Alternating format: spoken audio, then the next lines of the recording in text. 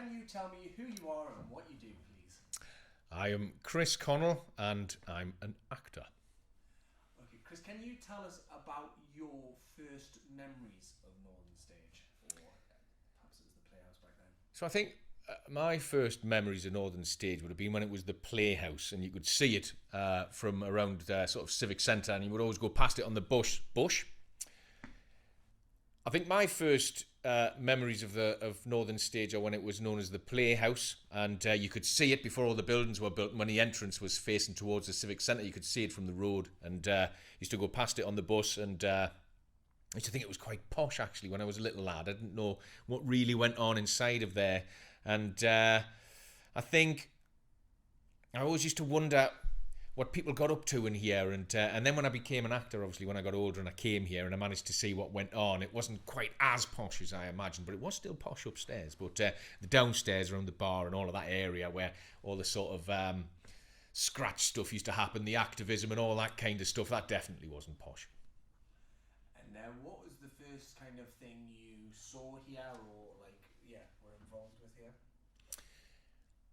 I have a memory of coming to see Waiting for Godot when I was a student, and I think we might have gone to the pub first. I do recall thinking it was quite long, but I think that was just because I was a young and fidgety chap who had possibly been to the pub before he came here. I think that was the first ever production I saw and it was still the Playhouse then as well, and that would have been, early 90s, I imagine. But in terms of the first production I can remember performing in here, I haven't performed here that often, to be honest with you, but I think the main stage production that I remember would be Close the Coalhouse Door. That was a fantastic play, a nice bit of socialism to stick on the big posh stage upstairs. I really enjoyed that, and I've got lots of happy memories of that. Yeah, so that was my next question, was like, what are your best memories? So if you can tell me any of your memories, like, just go through a little bit about Close the Coalhouse Door, so, the artists involved and the fact that it was a co-production with Live Theatre, that sort of stuff, and just any memories you have of doing that show. Yeah, I really enjoyed doing Close the Coalhouse Door. Not just because I knew Alan Plater and all the people who were writers around about that time,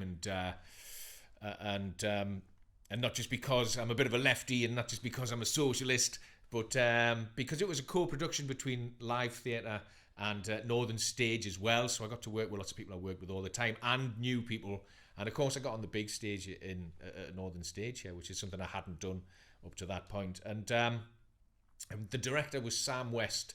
And he was an actor's director, he really was. And it was really good fun working with him. We had to be off book before we started, which is not that often that happens, but I think it really did help. But we did loads of exciting stuff in the rehearsals. I can remember we learned how to throw muck through a hole in a wall and everything. We never stopped. There was all sorts of practical things going on, and the opening night here was fantastic, and everybody absolutely loved it. And it was nice because there are slightly different audiences between here and Live Theatre.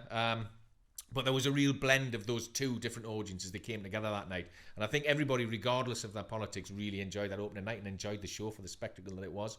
And I remember thinking that we'd all done a canny job on that one. Yeah, I saw that show. It was an absolutely brilliant show.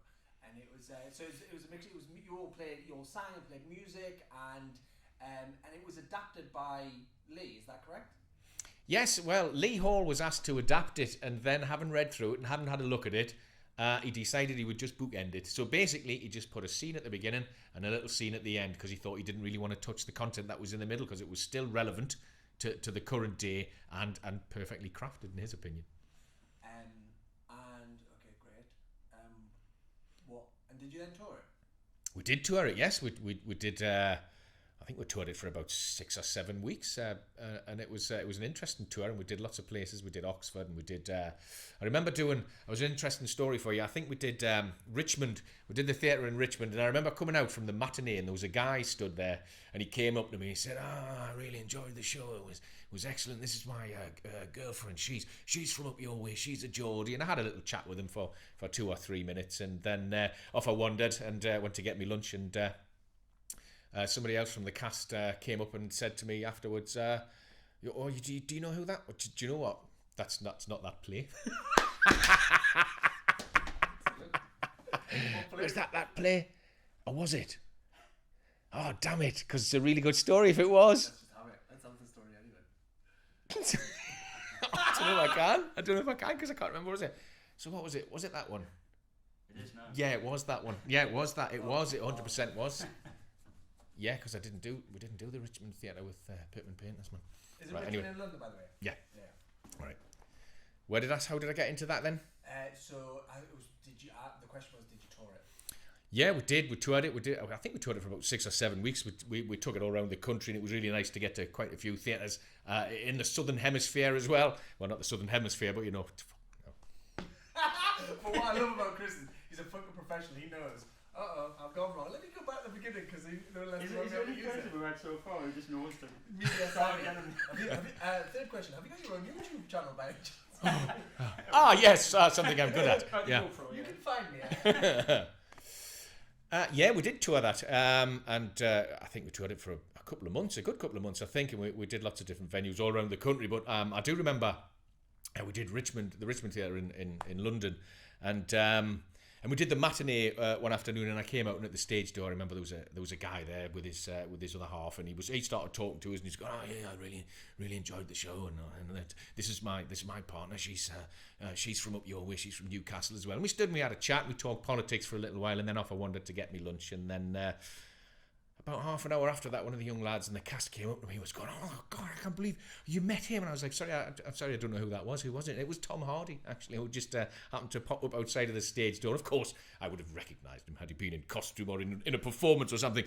But because I was a little tired, maybe I didn't recognise him. And I had a very nice conversation with him and kind of politely made my excuses and left because I was starving.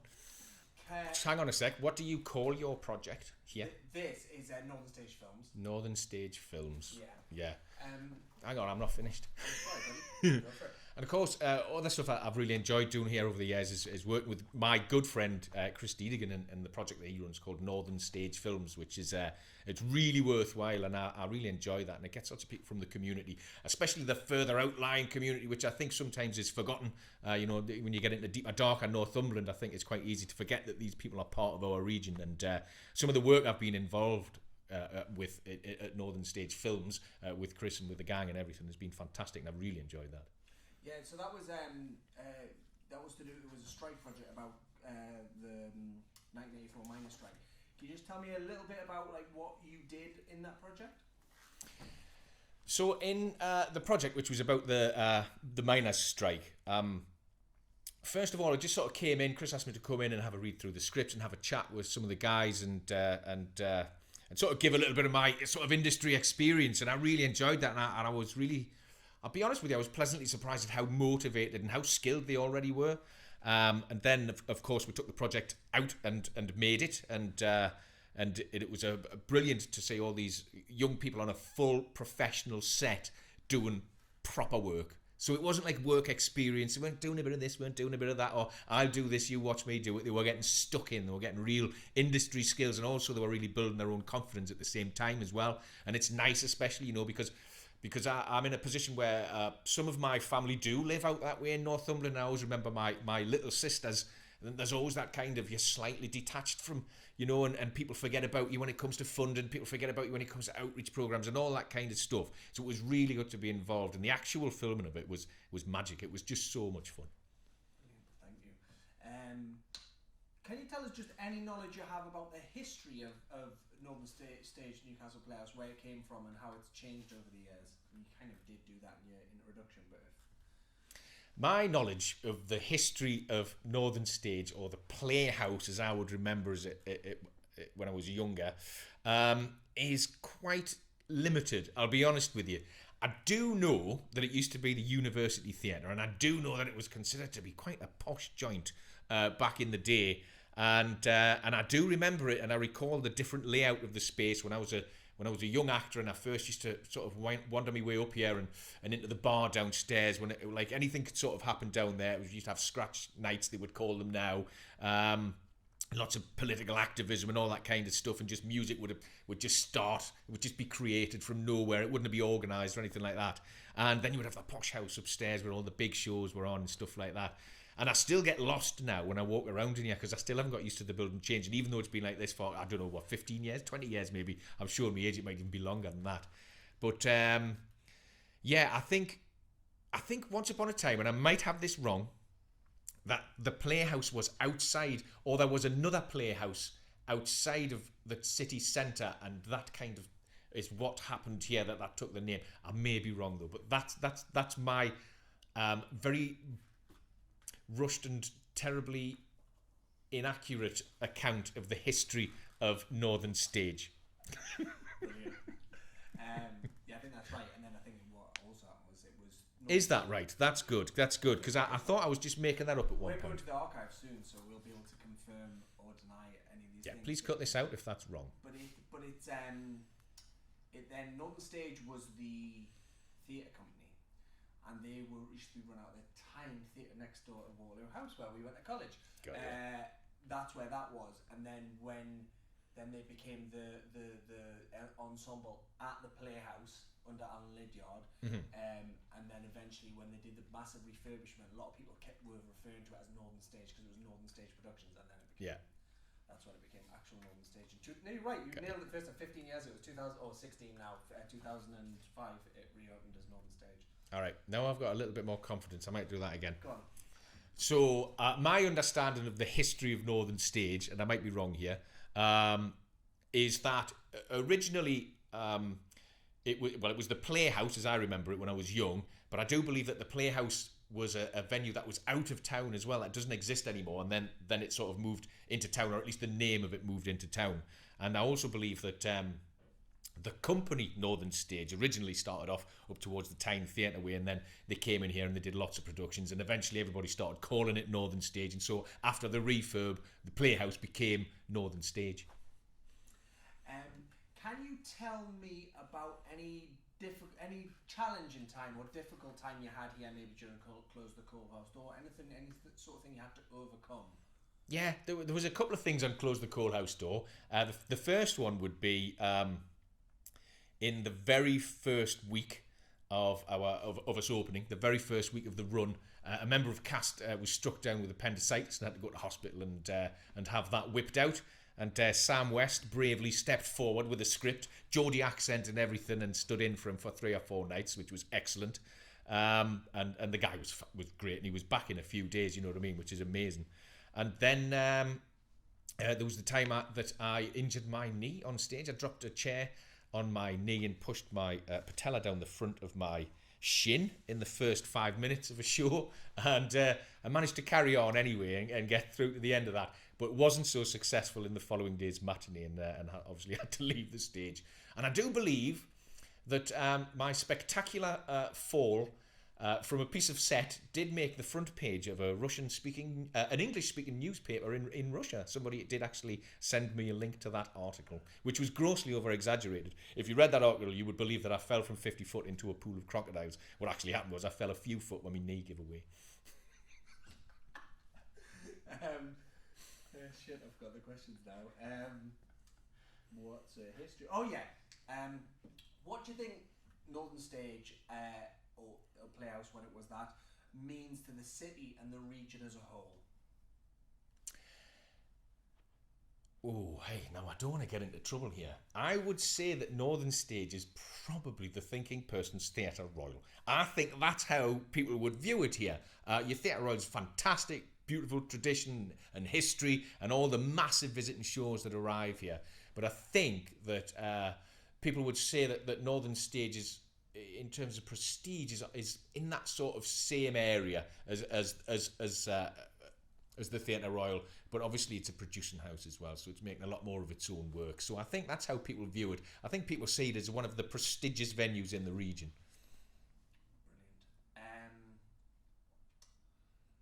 Come on, Chris. Good memory. Getting old. 2 seconds. I'll just go to the group and find it. What do you want to know about the history? What's your first memory? What's some of the best memories? Challenges? Why is it important to sit in the region? Oh yeah. What challenge would you set Northern Stage for the next 50 years?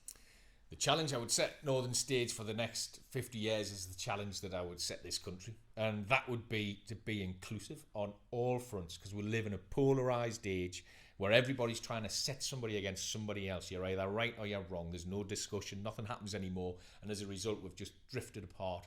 The country's literally split down the middle, and the people are split down the middle.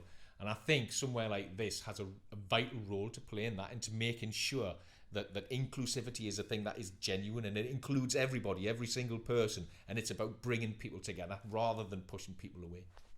Fantastic. Oh yeah, and this is the final one.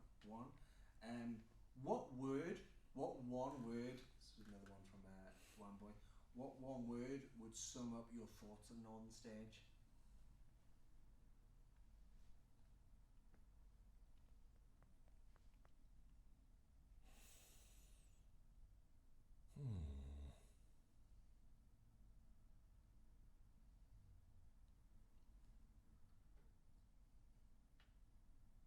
Posh. No. No, I'm kidding. Yeah, I think we've had it. I think someone said it. I think someone's made that. They're going, yeah, posh. No, I shouldn't say posh, should I? Say what you want. I'll just give you an option.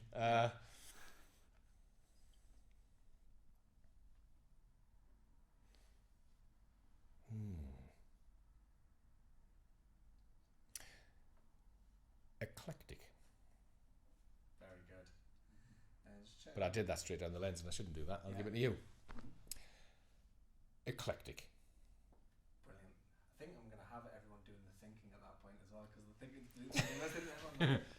One word. Really hard. Crikey. Build up there was brilliant. Yeah. Yeah. You should be elected, darling. You're very captivating.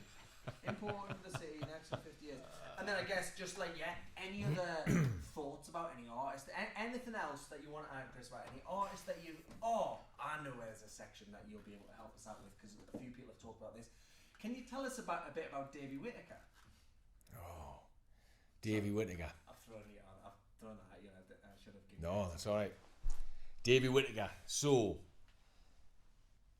when I'm asked, and actors get asked this question all the time, who are your favourite actors? Who do you aspire to be? Who do you respect the most? And there's 3 of them, and none of them are world famous, and all 3 of them come from this region. And I'll tell you why, and each individual one, and we'll get to Davy at the end. So the first one I would say would be Trevor Fox. And that would be because when I was a young lad at college, I went to see him in a play called Your Home in the West, at Live Theatre. And the powerful performance that he put in, the presence of that man on that stage, blew me away as a young student, and I thought, I'll bank that. That's one I'll have. And to be fair, if they can't get Trevor Fox, sometimes they come and get me, so I must have done a canny job. The other person would be Donald McBride, and because I remember going to see him in a production at the Theatre Royal, a Live Theatre Royal co-production, and I can remember watching him and going, do you know what? You can do as much as you like as long as you believe it 100%. So, a lot of the time less is more, and that is the truth.